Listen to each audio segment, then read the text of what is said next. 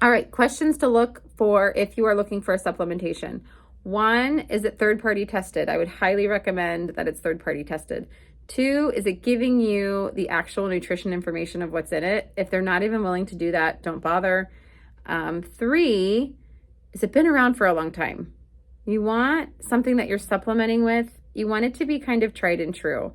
If it's new and on the market, it's going to go through a couple spells, see if it actually has its weight in what it's marketing. They might have spent their whole budget on marketing, and so it looks great, but they're actually not spending money on the actual validity of the product. And so also talk to other people. Is it in stores? Is it accessible in your community?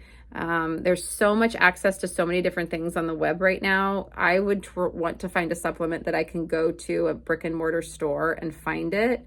That means you might have access to it longer because they have a supply and chain where they're able to get it to the communities. So those types of practices, those businesses are typically better off when it comes to supplements.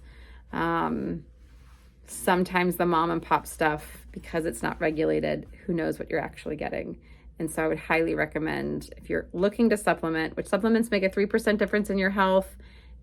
Who knows if you want to spend your finances that way, but if you do, find the ones that have a bigger conglomerate corporation than your mom and pop, which I'm sorry to say. So hope that helps.